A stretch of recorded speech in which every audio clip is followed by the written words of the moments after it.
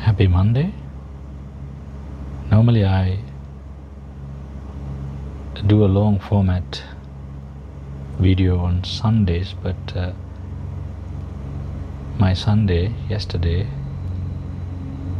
was a rather unusually busy Sunday in a good way.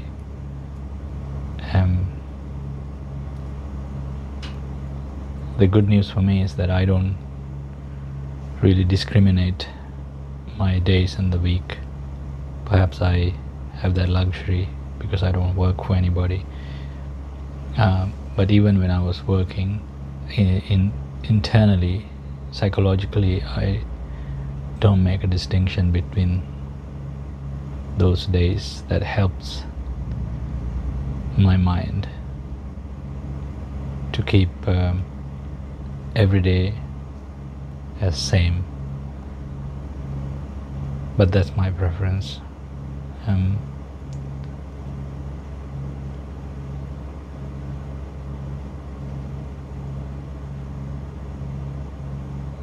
There were several themes in my mind that I wanted to reflect upon.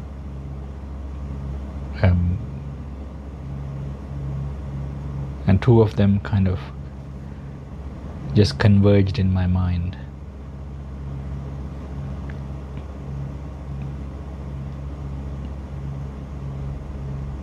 They both are related to what we generally may refer to as suffering, pain, survival. Those are the keywords that came to my mind.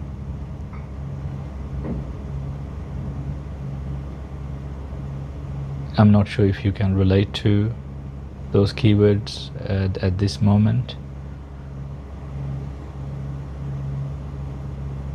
But most people that I've spoken to, including myself,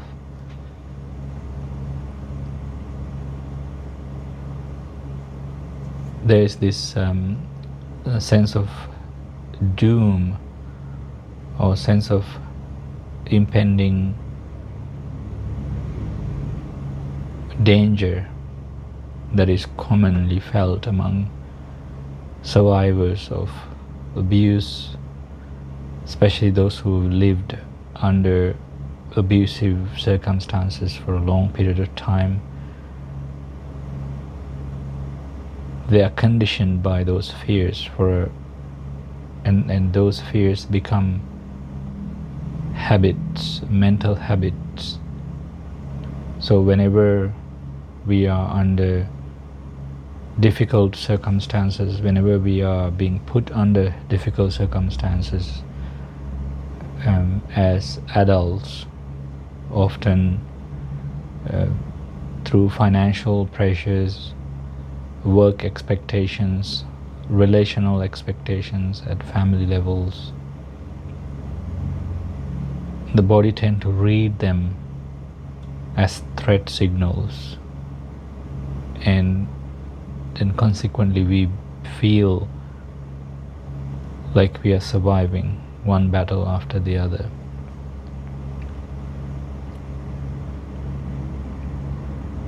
I've worked with several successful people who told me that despite their successes, they don't see the reality in that way. They perceive impending doom, or they see something lacking or as a deficit rather than having success or having a surplus in life, whether financial, sort of material wise, or also relational or spiritual wise.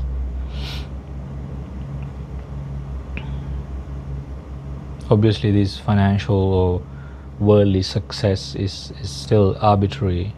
How much money one ought to have to declare that they are successful or not. These are all arbitrary, but we are speaking on a relative terms.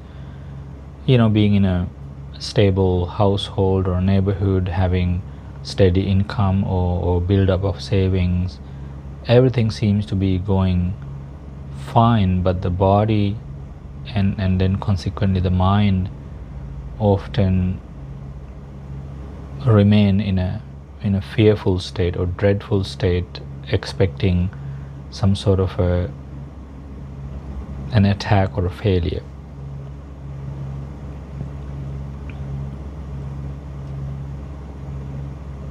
And when we peel the onion on this, we often go back to an earlier state of our life where we felt on the edge, we felt we did not have enough, we felt we couldn't ask for help, we felt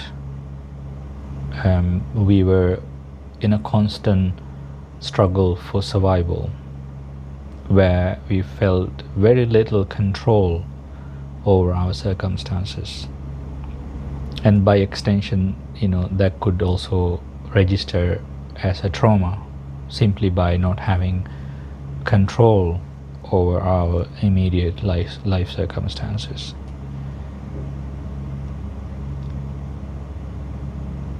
So the problem is that even though we've achieved some financial, relational, and professional success in our lives, our body has never left that early deprived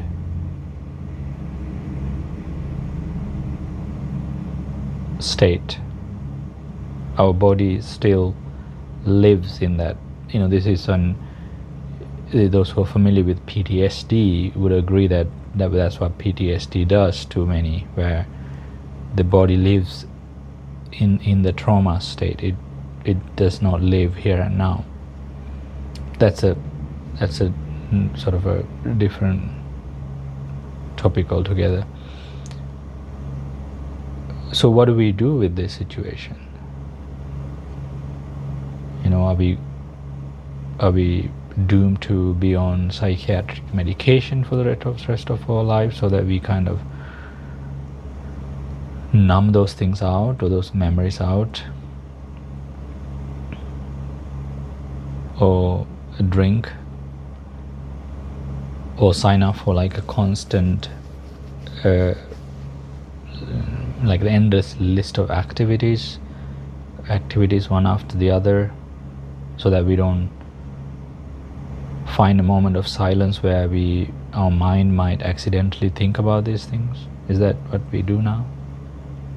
Or could we access the resources that help us come here and be here?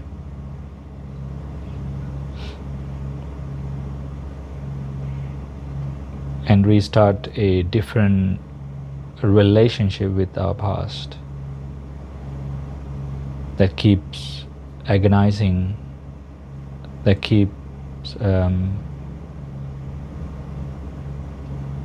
sort of keeps us in that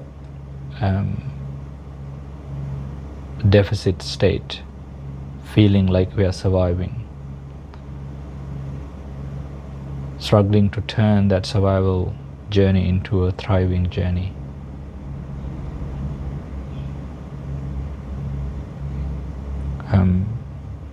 So regardless of those arbitrary material success markers or indicators,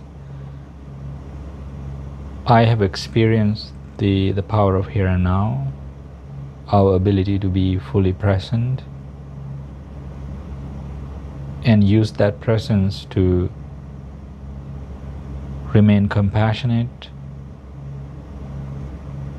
And then when you are compassionate and calm, it helps open up or access our natural born creativity to solve our life problems.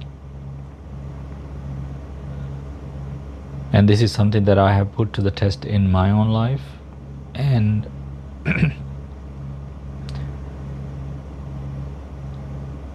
and I have helped a number of people to put that to the test, and I've developed excellent working relationship relationships with many people who began to trust this approach, where we use our natural ability to be present, be compassionate, and creative.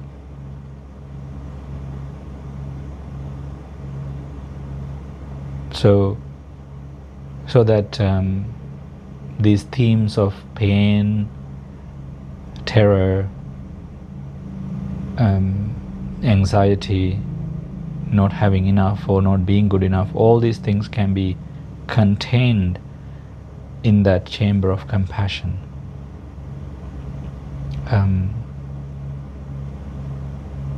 Some of these things are abstract or may sound abstract, but interestingly, people who are ready and prime for these type of messages instantly receive it. That's what I have experienced in my work. So obviously, I am putting this out there to the billions of people, but 5 or 6 people would hear this and resonate with that. That's good enough for me. So regardless of the past and the pain that you carry from the past, I would like you to leave feeling hopeful, because there is an overwhelming evidence that yourself, your biggest self, or your self-awareness, your ability to access that, is indestructible. Your body can be destroyed. Parts of your vulnerable self can be destroyed, but your big self is indestructible, regardless of the horrors and the pains that you've gone through. I have witnessed that for myself, and I witness this every single day in other people's lives. So if what I said make any sense to you, I would like you to put that to the test. How would you do that? There are many ways to do that. There are other guided content out there in my own space if you want to use that, or you could join our community to do this, because we gather every week and advance this agenda, as it were. So this is my reflection for this week. I hope it's beneficial to you, and I hope that you would put that to the test in one way or the other. Better still, if you could join us and practice together. Have a great week ahead. Bye.